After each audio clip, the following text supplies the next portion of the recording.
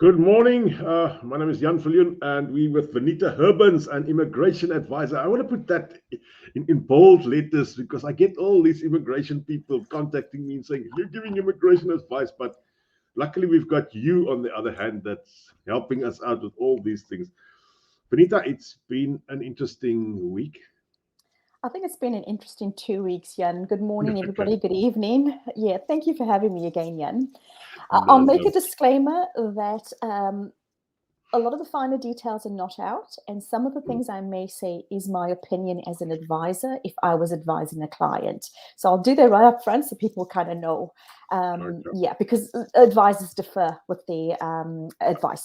Yeah. I got to say, I love the honesty that you always bring to us. I mean, there's no eye blinding or bullshit. That's a real English word. Sorry about that. No, that's okay, Jan, because you know what? I actually don't like to BS because it's people's lives. And you know what? For me, I've got to sleep at night knowing that I've helped people, not lied to them, made a quick buck, and people are stressed out, struggling that's not me, so that's the thing. And that's why I think I'm here, just to make sure that moving forward, a lot of people know what their pathways are now that the next residence program has opened. Oh, yeah. So tell us all about what has happened. Right. Okay. So pretty much we've had a lot of changes in the last, I think, 1.5 or 2 weeks. Okay. So last week there were some changes just around the median wage. The median wage is going up 7% in February of next year. So that's going to move from $27.76 to $29.66 per hour. All right. So the weird thing is I did not write down the annual salary of that. So just remember the annual salary is worked out at 40 hours a week, multiplied by 52 weeks in the year. All right. So my apologies on that one, because I worked at the times 1.5, weeks, 52 weeks, yeah. Okay. So that comes down to 61692. So say about 62K, right? So that's pretty much what you'd need to be earning next year in February to be able to get a visa. That's the one thing. Okay. And we'll talk about the 1.5 and the 200% of median wage when we talk about different things. So that's the one major increase that's coming through next year, February. Also, immigration have made some changes to the green list in the sense that with all the health professionals, they've actually added some locum bits to the registration. So that means that they don't have to have full registration. They can have part registration for those healthcare workers. Okay. Which is good because it's attracting more people, because I think some people are just sort of stuck in that middle of that registration that they need to get. Also, they've added new occupations to the IT or ICT professions. Now, just remember with the ICT professions, they are not based on qualifications. That's the only occupation on the green list that's not. It's purely based on remuneration. Okay. So that would change drastically when it comes to residents, and how that will go, especially with the median wage changing. So that was last week's changes. So on Wednesday, we obviously had the big changes, which there's big hype around it, the parent category opening and then the skilled migrant category reopening again. Okay. So we'll talk about the parent category first. The mamas and the papas. Yes. Now, just remember, it's been closed for 6 years, a hell of a long time. I haven't even looked at the policy since then, okay? So it's a long time. Now, I believe, and don't quote me on the number, there's about 9,000 expression of interest applications in, for parents. All right. So what immigration have done is they've actually said, okay, we're lowering the requirements, the remuneration requirements for people supporting their parent or parents wanting to come in. Okay. Which is good, because they made it really unreachable, and they only made it available to an elite few that were earning high income to be able to bring their parents in. So now what they've done is they've made, to be able to support parents, it's 1.5 times of median wage. Okay. So it'll be roughly about $90,000. Yes. So just remember, next year it's going to be about 93,000 if I round up. Okay. So that's just for one parent. So if you have two parents, then it's going to be a little bit more and so on. So all those details need to come out, and then I'll post it on the Facebook page once it comes through, and, and update a few things as to what the remuneration is going to be like. So the first draw is going to happen on the 14th of November, and everybody that's got an expression of interest in are able to either withdraw, update, or whatever needs to be done on that expression of interest. Now, they are selecting those chronologically. So they're going to pull out 2,500 applications in there, and it's obviously the first in, the first out for being selected. That's why they need everybody to sort of update their applications that are in there. So the minister has also said this as well: don't rush and put in a new expression of interest, because they're not going to be selected. It's the 9,000 that are there already that's going to go first. Okay. Now, but how long will that take to work through? I don't know. We don't know what the processing timeframes are going to be like, because they haven't announced it for the SMC category that's opening and the parent category. So, right now the 2021 is supposed to be priority. This is the 2021 residents. And they're still struggling with that. Yes. We won't even talk about the visitor visas. So the aim for the 2021 residents is to be finished by June 2023. Okay. So I would think that the parents will fall behind, and so will SMC, but we don't know what processing is going to be like and so on. And just remember, we've got other categories to look at as well. That's right. Remember, with parents, they need to meet health and character as well, especially the health. If they've been sitting in that pool for 6 years, and if they're like 70 when they lodge, they're going to be 76. I mean, you do the math. You know what that's going to be like with health. Jan, you know this, as we age. Yeah. It's going to be hectic. But where will they cut off? Because somewhere they do have to cut off. When you're saying cut off, as in they're only going to pull out 2,500 applications. But I mean, okay, they pull out the 2,500. Now, let's say half of them has either died, doesn't have the health to come. What now? They're going to pull another 1,000 out or not? That is why that's the onus is on the people that put those expressions of interest in. They need to update it, either withdraw it if they've passed away, and request a refund. So depending on what they decide to do. So update, withdraw, request a refund. So that's pretty much what they need to do. So hopefully those people that will be sitting in there are the ones that actually meet all the criteria of that. So that's something that people need to revisit on that. So then in May of 2023, the online application would open for all the new parent categories, or the new parents that are going to be putting an expression of interest in. And from thereafter, everything's going to be done online. They are going to use a ballot system, and the first ballot system is going to go through in August of next year. So they're going to withdraw 500 applications, I think, every 3 months, and the cap is going to be 2,000 thereafter per year. So just remember, we had a cap of 1,000, so they've doubled that. Yeah. So they're going to basically another year before they draw any new people. That's right. And it's going to be a ballot system for the new people. Okay. So just remember, the first lot is going to be chronological order.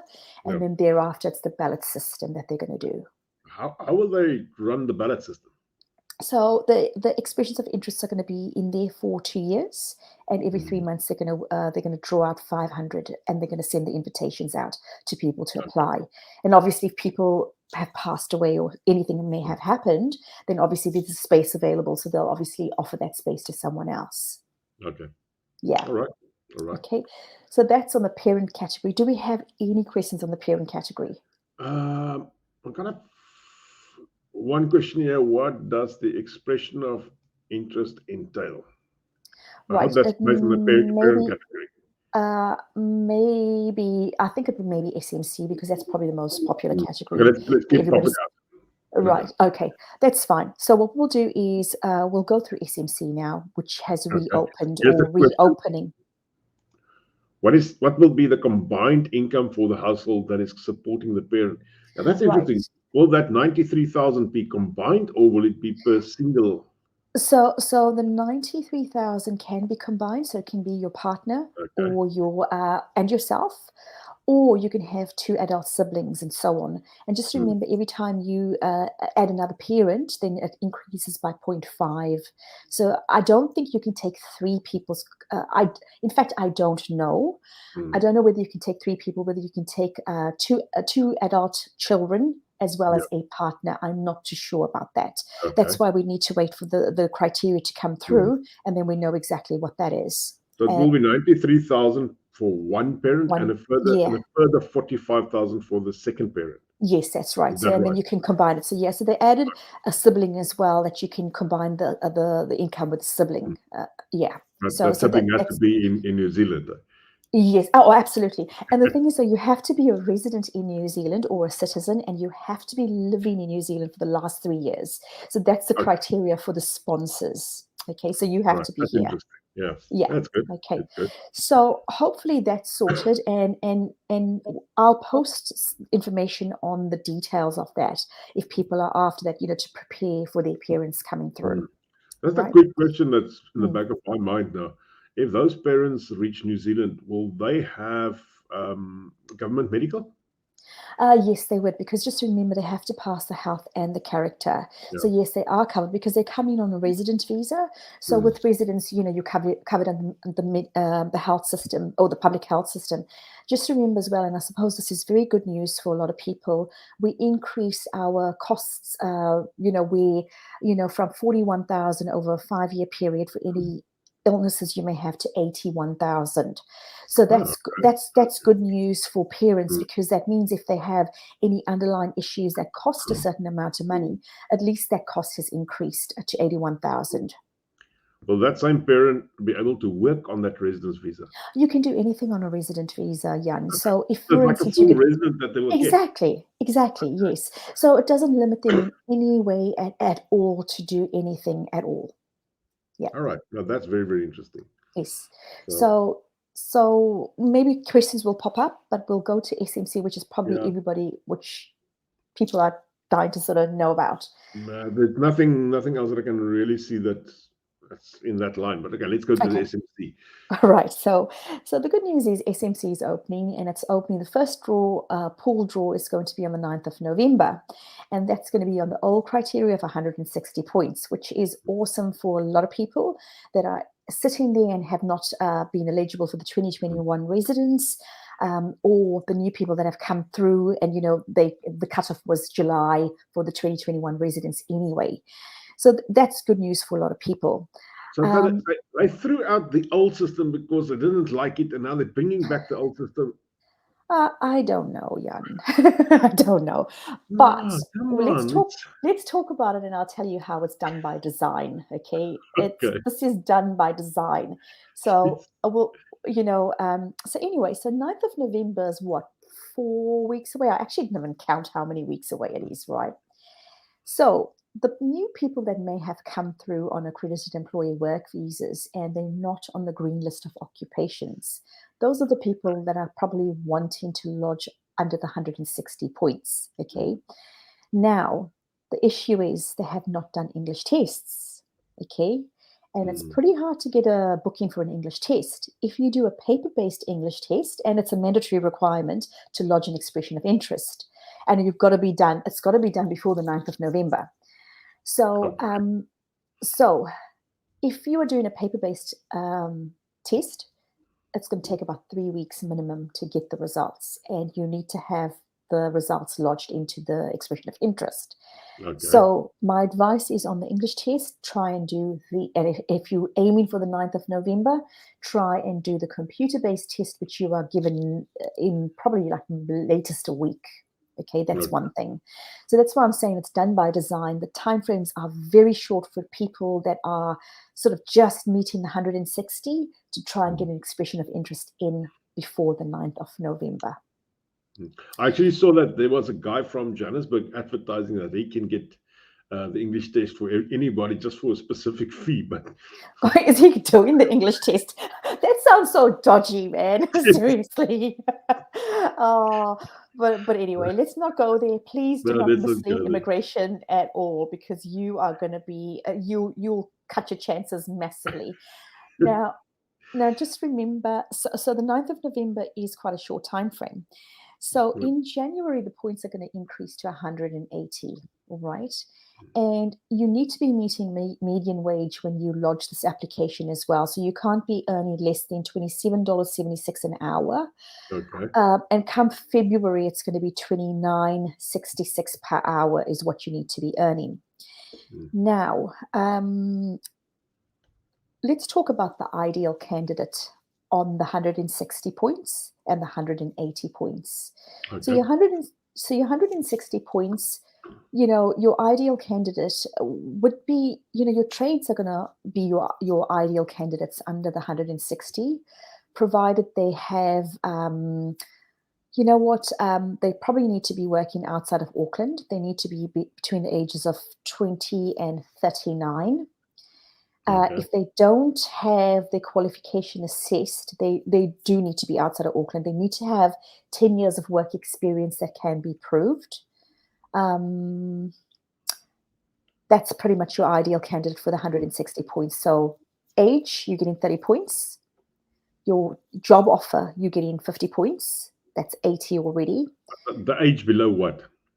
So below 39. So that's where you're getting, okay. So that's 80. Your job offer, 50. Outside of Auckland, 30. So what's that? Sorry, Jan, 110. Yep, something like that, yeah. And then your maximum 10 years of working, okay, with no qualifications is 50 points, okay? So that's 160 points for the 9th of November draw. That's your ideal candidate, okay? Just remember, you need your IELTS. And then obviously you've got 4 months to, when you get your invitation to apply, you've got 4 months, so you need your police certificates if they've expired and whatever that may be, okay?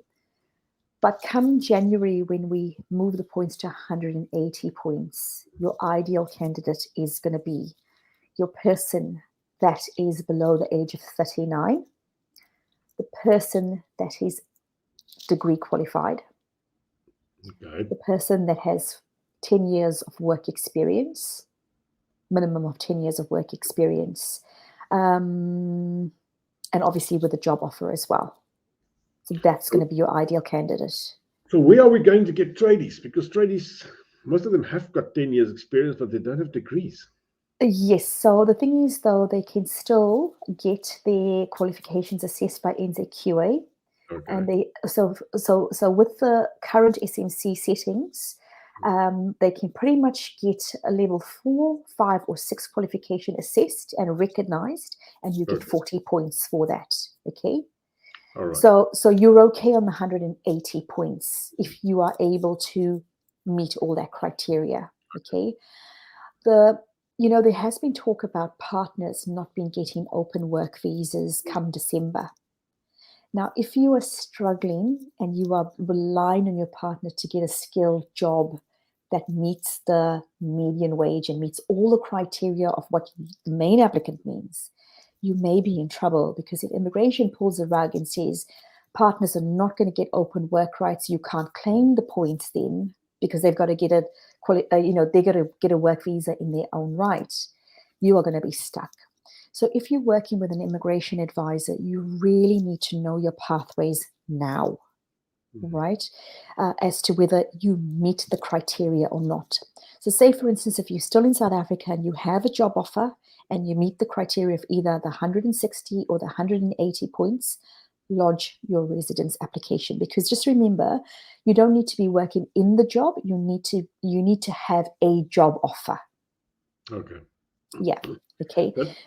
I just think that keeping the partners from getting or being able to work in the country, that's probably the most stupid decision anybody's ever made. Well, again, Jan, it's by design, okay? Because the thing is, if you look at it, right, not everybody are going to be in the same boat. You're going to have people that are either on the green list or they are earning 200% of median wage. Their partners are going to get open work rights. That's fine. But they already have a pathway to residence. They have a straight to residence on the green list, or they have 2 years and then they're able to get residence. That's right. Right? Through the green list, okay? But it's the ones, like, for instance, the ones that don't earn the 200% of median wage. And a lot of them are your mid-skilled roles, and a lot of them are your tradies and so on, okay? Because just remember, come February, your 200% of median wage is going to be 100, and if I round up, it's going to be $124,000. Yeah. That's a hell of a lot of money. Yeah. Okay, and if you look at it, not a lot of tradies earn that sort of money. Okay, No. No. and if you're earning 60, 70,000 as a tradie, you need your partner to be working to be able to even live, because cost of living is really high, but it's Just high to survive, everywhere. to survive. Exactly. That's what I thought as well. Yeah. I mean, these people are onshore. Yeah. We need a heck of a lot of, don't get me, but lower skilled workers, like the fruit pickers, the orchard thinners, those type of people. And this was normally filled by these people. Now Yeah. suddenly we're keeping a heck of a lot of people out of the workforce, and we're letting those industries really struggle.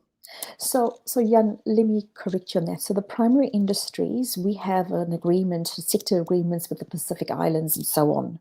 So those people come in, and they've increased the quotas to like 3,500 or whatever to bring in more fruit pickers and so on. They never have a pathway to residence. They know that. They come in for 12 weeks or whatever, or 16 weeks. They do what they need to do, and then they go. But they, because we have those arrangements with those countries, they go in, make their money for the year, because they're poor countries, and that's what they do. So those roles are not included in that, in the residence. I fully agree, but I'm not just thinking the tradie that's working here as a carpenter or whatever, his wife or his partner can go and do that type of job, because there's always people needed in those jobs. Yeah, I know. So hopefully we'll come back to some questions around the current settings, okay? But we'll talk about the new settings that immigration are talking about, and that is harsh. Let me not wave off this path now. It's harsh. It really is. It is only for a select few, okay? And I'll give you some examples of that. So looking at the new settings that immigration said will come in mid 2023, there's consultations out, and we are going to put in some consultations. Our association is going to do that, just with regards to especially those mid-skilled tradies that are so needed. The thinking behind it, though, I think, Jan, is that the government keeps saying we've got apprenticeship programs open, and we want New Zealanders to take up those apprenticeship programs. The stupidest thing I've ever heard the minister saying on Wednesday is a lot of uptake on roles are taken between the 15 and 19-year-olds. That's disgusting, because are we saying that we want them to leave school and take up roles? That's really bad. So anyway, so okay. So let's talk about the proposed point system that's coming in. So the proposed point system is only 6. It's not 160. It's not 180. It's only 6 points, but it's very, very specific. You're looking at the professionals with registration, all right? So when it comes to, and just remember, these occupations are already on the green list, or some of them are. Your electricians are on the green list, okay? Your plumbers are on the green list as well. So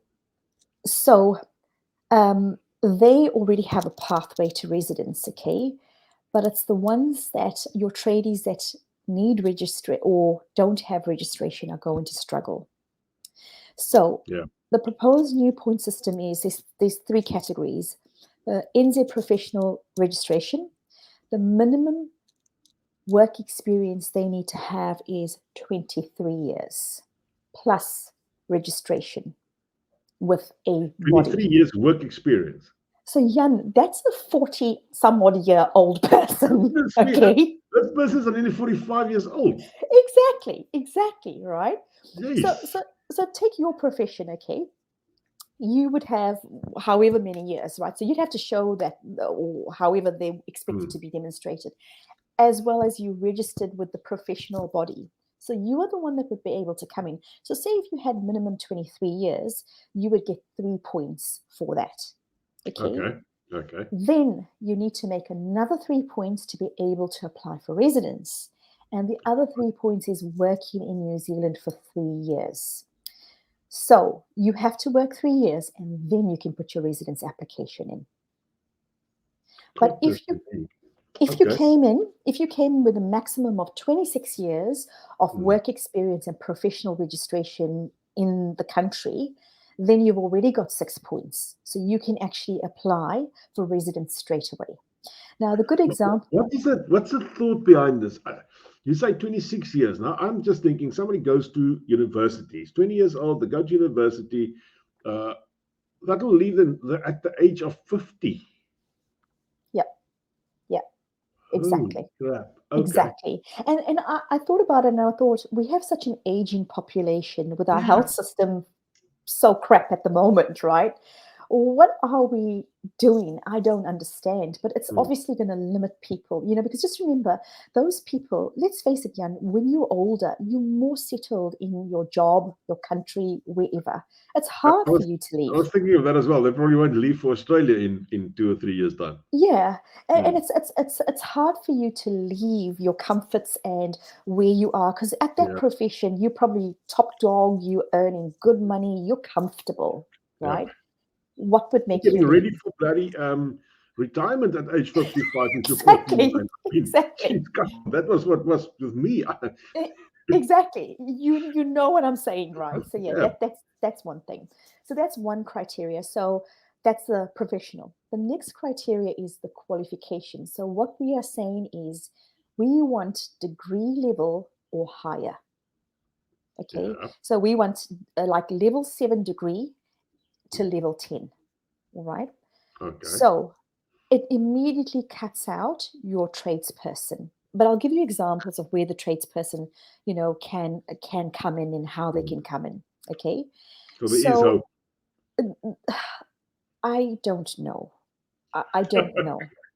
Because when I look, because the thing is, Jan, when I look at the trades in South Africa and the qualifications that they have, they Mm. are either recognized, they're never recognized as a degree level 7. They're always diploma and below. All Mm. right.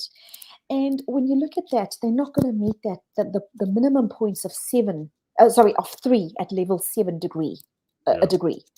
And that's going to be a huge problem. So it's like, how do they come in then? They've got to have a pathway. And what's that pathway going to look like? That's Okay. right. So with your qualifications that they're looking at, so just remember this is or. So you have a professional registration or a qualification. Now we're looking at qualification. So if you have a level 7 bachelor's degree, minimum points is 3. So that means you've got to work in the country for 3 years to get 6 points to be able to apply for residence. Mm. If you have a level 10 qualification, which is a PhD, you get 6 points already. That means that immigration gives this example, a scientist with a PhD of level 6, can claim 6 points and can immediately apply for residence. Okay. All right. So a lot of people are coming in and so say for instance, if people are coming in and doing their masters, they do their masters, they get work rights on their masters to be able to do that. So they get 5 points. They work in New Zealand for 1 year to make 6 points. Yeah. And then they can actually apply for residence. Okay, so after 1 year, study for a year, work for a year, and after that you apply for residence. So we're going to have an aging population coming here to study and then to become carpenters.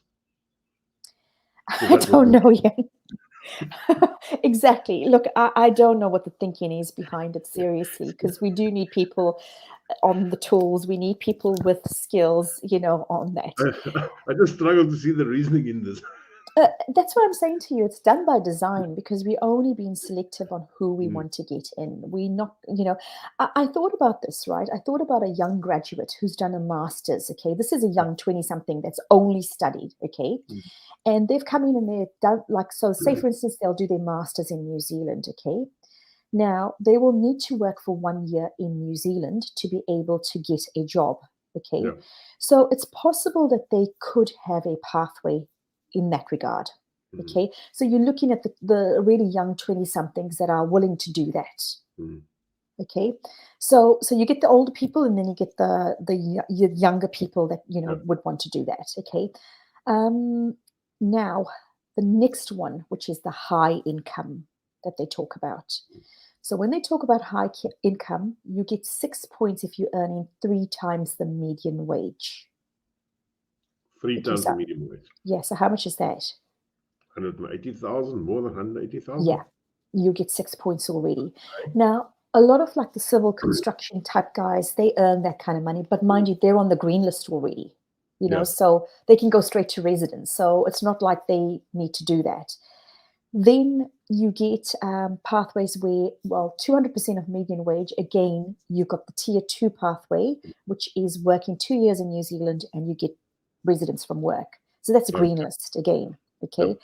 So then you've got the 1.5 of median wage, which is the 93,000. 3,000, Yeah. Okay. They will get 3 points and then they've got to work for 3 years in New Zealand. Okay. Right. Now, examples. They can be any age. They can be any age. There's no age here. There's only points. It's 6 points. And how do you make 6 points? Okay. And this can be any profession, is that right? Any profession.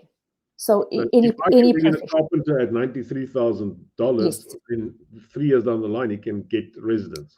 Absolutely. So yeah, exactly. So the thing is, though, so they talk about a licensed building practitioner, but they need registration with, so they're a professional registration board, right? So depending on, like, they can get 3 points, at 23 years of work experience and professional registration. Then they've got to work for 3 years. That's right. All right. So they can get registration. But if you take, for instance, a metal fabricator, okay, from South Africa, they don't have a professional body, so there's no registration. They usually don't have a degree level 7, so there's no qualification that they can recognize. So the only thing that can happen for them is them earning 1.5 of median wage, which is the 93,000, to be able to, and then work for 3 years to be able to apply for residence. That's right. So that's where you really need to talk to your advisor about what the pathway is on the old system and what the pathway is going to look like on the new system, and do you have a chance of actually getting residence?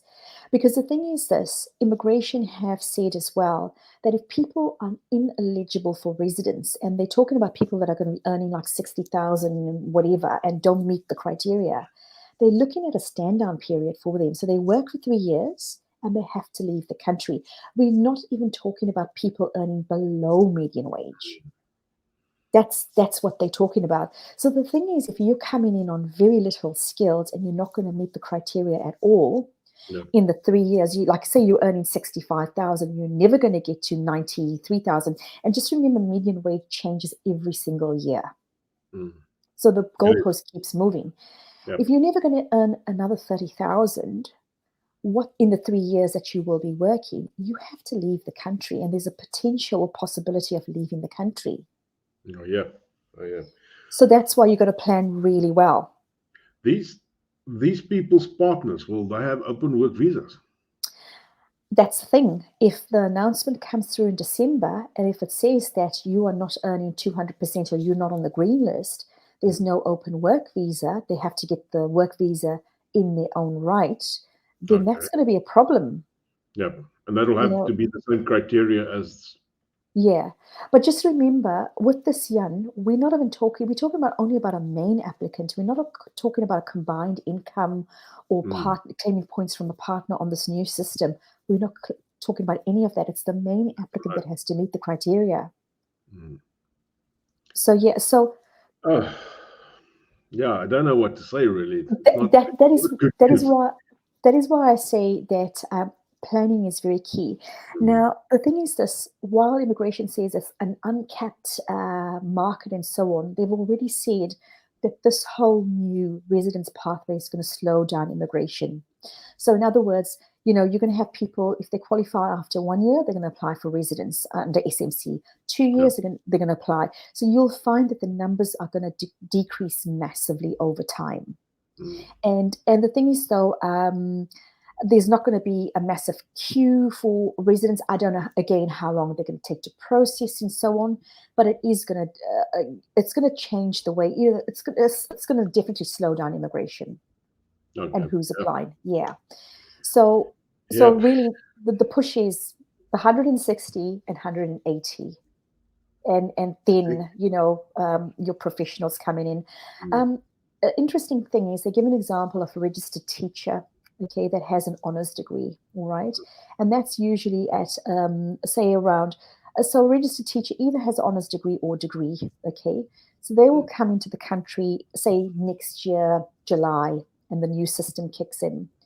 Say if they've got a level 8 recognized qualification, they get 4 points. That means that they have to work in the country for 2 years and then they can apply for residence. But if they get 3 points just for their bachelor's degree, they've got to work 3 years before they get residence or can apply for residence. Now, Jan, the other thing I thought about is you apply for residence after 3 years, right? You've got to wait another 5 years for citizenship. That's 8 That's 8 years. years. That's 8 years of an investment. So,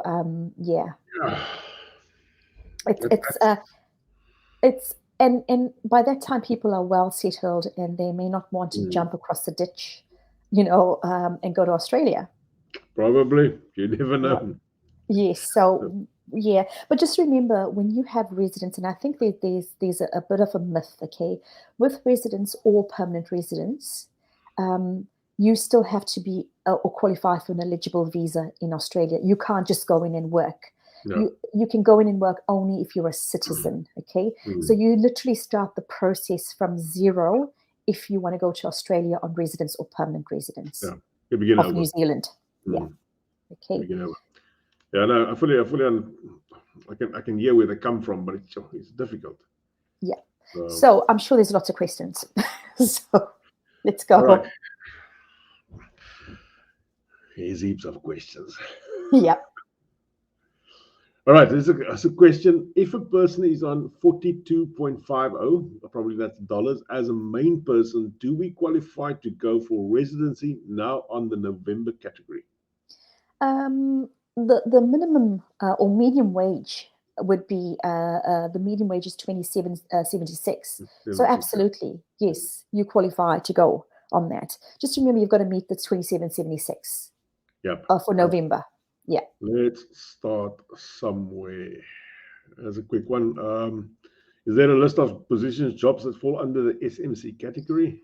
Yes, the ANSCO. We use ANSCO, which is the Australian New Zealand Skills and Classification List. So ANSCO is levels 1, jobs for level 1 to 3, and then 4 and 5, and they need to meet different criteria for that. There's about 3,500 occupations in that list. Okay, I just want to pop back to the parent category. This is the last question I will take on that. So this is a good one. What is the age limit for bringing a parent to New Zealand? There's no age limit. Just those two criteria of the health and character. I can't remember about English as well, because I know English used to be a criteria. As I said, I haven't really looked at it. So just be aware that you may need to do those things for parents as well. English could once again be a problem. Possesses a master cum laude. I don't know if that will be any help. Well, if you have a master's, okay, you're looking at 5 points, all right, which needs to be recognized. Then you've got to have a job offer and work in New Zealand for 1 year to make you 6 points under the new category, which will be next year, to be able to apply for residence. If you're coming in this year and you meet the 180 points, please apply for residence under the 180 points. And you probably would have to work in the area where your master cum laude is that right? Yes. Well, currently the settings are you can claim for a degree and be a plumber. So, you can claim, So the qualification is completely separate from the work experience you claim for. And that's the current settings, and it will stay until the new residence settings take place. What about these guys that have done 2 different degrees? There's quite a few of them around. I don't know how bored you can become to do 2 different degrees, but anyway. You would take them. You can't count both. You take the one that gives you the maximum points. Okay. This is a question I don't know if you would have the answer. Can we do the online IELTS test in South Africa? If South Africa does it, yes, absolutely, because IELTS is recognized worldwide anyway. Okay. So it's the same test everybody else gets. There's 2 questions. I'm going to put this one up. It's very much the same. Would a Red Seal automotive body repairer qualify under the green list, and how many points can you get? I don't think the automotive body repairer is under the green list. That's one thing. And right now, if you get your qualification assessed by NZQA, you may get a skill assessed at NZQA level 4, 5, or 6. And that 4, 5, or 6 gives you 40 points, depending on where your job sits on the ANSCO. So there's a lot of things that are looked at when you look at a job, and the qualifications, the ANSCO, everything has to match up. Yeah. All right. What if you only have experience? That's a problem. That is going to be a serious problem for anybody, because you are missing out on 40 to 50 points just by not having a qualification. So if you work it out, like the moment someone presents themselves to me, I look at their stuff and I go, you've got a chance, or no, you don't have a chance. Just by them telling me, you know, what their stuff is, you're going to struggle. You would. Yeah. Question on the other side: if you are a qualified heavy diesel mechanic, and that's from Wendy Binnick is asking, if you are a qualified heavy diesel mechanic, is there a pathway to residency? Yes, because that's on the green list, diesel mechanics. Once your qualification is recognized. So yes, you do have a 2-year pathway already. You don't need to look at SMC. And we don't even know how long SMC is going to take, because maybe the other one's going to be faster than, we don't know which one's going to be faster. Immigration, you never know. No, not as yet anyway. What if you only have experience and a certification in project management? Well, the thing is, though, if there's a professional registration body in New Zealand and you get registered with them, then you could possibly go, okay, registration plus work experience, and that's where the 23 years minimum will come in. So that's something that you probably need to investigate. So that's the 23 years of experience, or the 29 minimum, yeah. 26 years of experience. Goodness me. Yeah, minimum and maximum. Well, 26 years and above, I would presume. Yeah.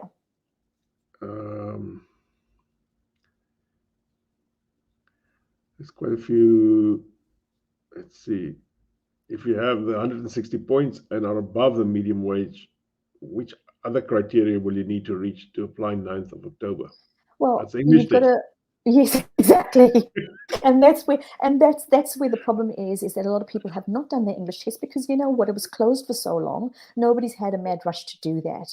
So if you have your English test, you meet all the criteria of everything, then absolutely apply before the 9th of November to be drawn. And by the way, Jan, just to make clear, everybody on the that's eligible on the 9th of November are going to be drawn out and given an invitation to apply. So it's really good to be in there if you can. Okay. There's another one. I'm just going to get this thing to play. My wife's a net programmer, 14 years experience, but no qualifications. What's the chance of her getting residence in a few years? I don't know, because really, again, if there's no qualification, there's no, it comes down to earnings and so on as well. So you really need to look at those things and work out.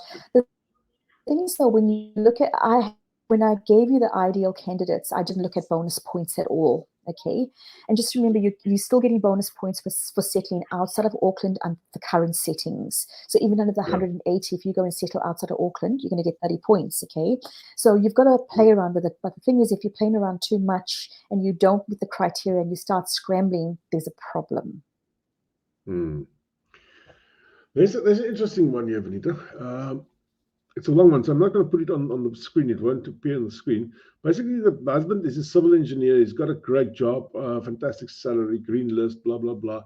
The lady asked, she would like to continue studying. Will residency be a problem for myself and her daughter? If it's a civil engineer and it's on the green list, you should probably be able to go straight to residence if you're meeting all the criteria of that. Right on his back. And she can study as much as she wants. No problem, just right on. Yes, because the thing is, with the straight to residence, I think that they're processing it within 6 weeks. Don't quote me on that, because that's what they indicated. So the thing is, if you can get the, your husband's, even the whole family process the residence in 6 weeks, because it's straight to residence, then you can absolutely study because you're a resident at domestic fees. Yeah. Here's an interesting one.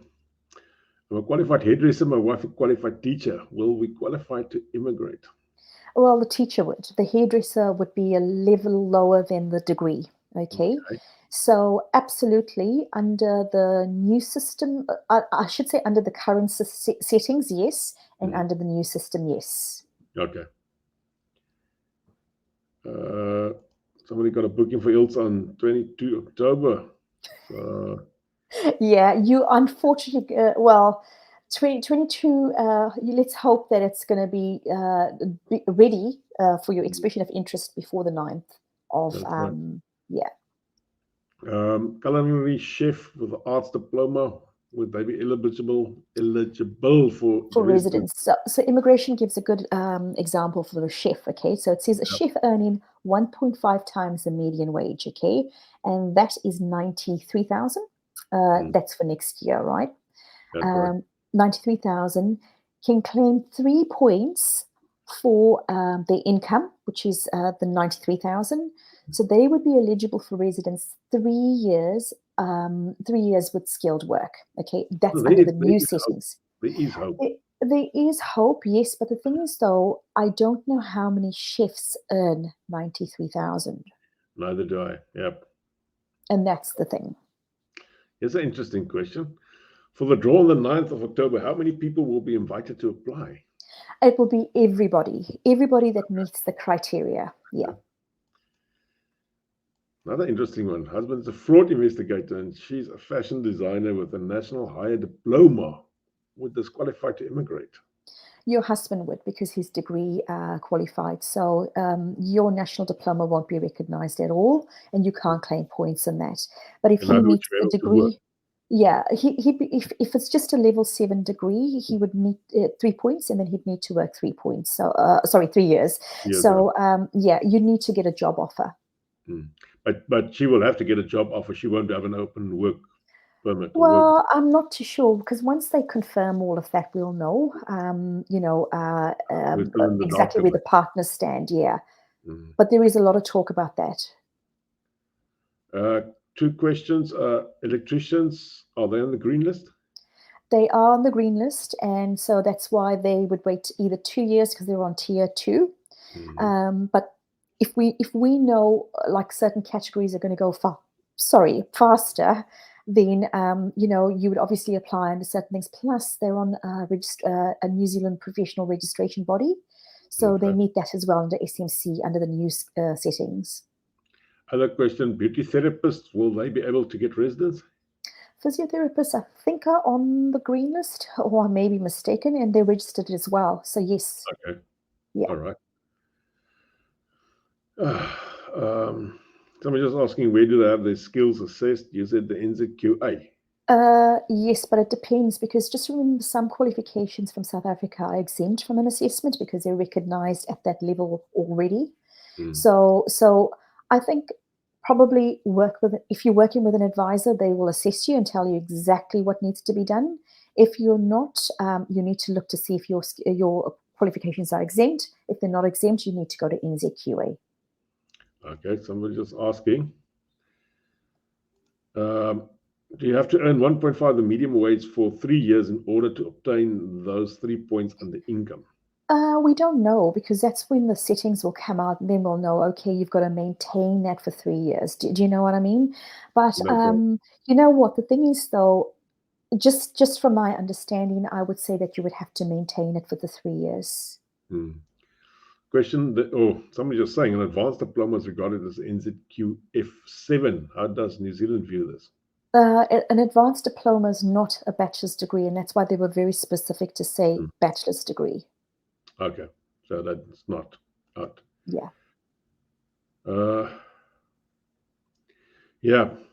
There's a few other questions. I'm not going to go through all of them this morning. That's okay. So yeah, so just remember, so I think somebody's asked, where do I start? And I think the starting point for anybody is make sure you have a pathway, okay? Because the thing is, though, are you happy to come in and just be in limbo and be stressed out and give up your whole life and then and know that you may have to go back at some stage? Or do you want to have a pathway? And the thing is, though, if you have a pathway, then apply for residence as soon as you can. Mm. Even if you're in South Africa. That has bitten a lot of people in the back. It has. And I think a lot of people have realized that. Yeah. Yep. So, yeah, there's quite a few other questions as well. So, but we're nearly an hour busy. So, yes.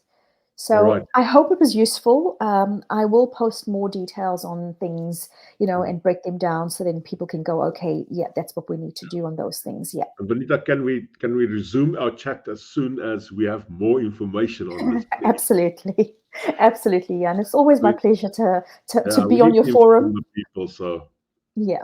I just want to once again just put this banner up to say that I'm not an immigration advisor. Please get that in your thick skulls. So don't send me messages that I can't help you. I'm not going to help you. So they're going to report you one day to IAA, and then the IAA is going to give you a letter saying you have been given immigration advice. Just remember that, okay?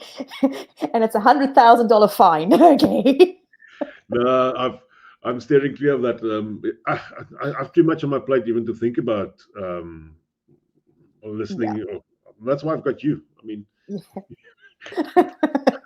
no worries. Any time of the night to say, Vanita, this is a problem for somebody. Help out. So yeah, absolutely. No. I also want to say thank you from my side. You being able to always help us and giving us good information.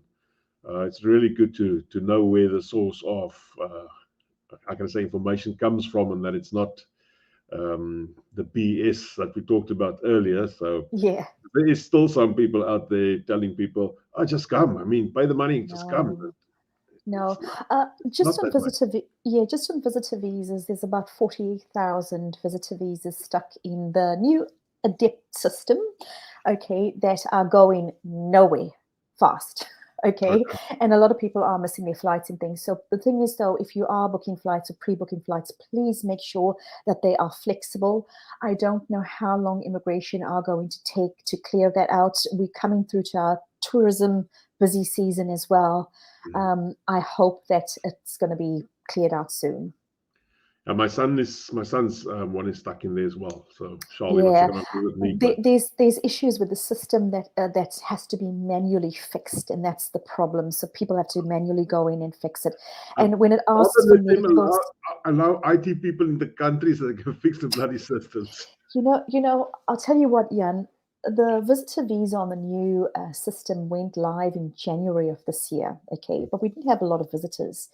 And they so-called tested it, and you kind of wonder what the hell did they test, and just for everybody out there, there's a known problem with the medicals where it requests medicals even though you've updated or uploaded the medicals or done the medicals. Please don't go and redo them. INZ support staff have to actually go in there and manually clear it out. And I believe they said 4 to 8 weeks is how long it would take to clear that out. But I know it's taking longer than that. Yeah, I've seen one of those questions appear this morning for somebody saying they've done their medicals. Now INZ is asking for medicals again. Yes. So don't redo them, please, because it's there. It's just that it needs to be manually fixed. Okay? Yeah. All right. All right. Vanita, thanks a lot for your time this morning. Thank you. I'm going to pop you out and then I'll speak to you once we're done. Sure. All right. Thanks, guys and girls. That was Vanita. Please remember, I'm a financial advisor. So if you need any help with any insurance, not immigration, please feel free to press on my button. We also help people to bring money over from South Africa to New Zealand. So to those people that listened to us this morning, have a lovely day further. If you're in South Africa, go and sleep and lock your doors. See you all. Bye.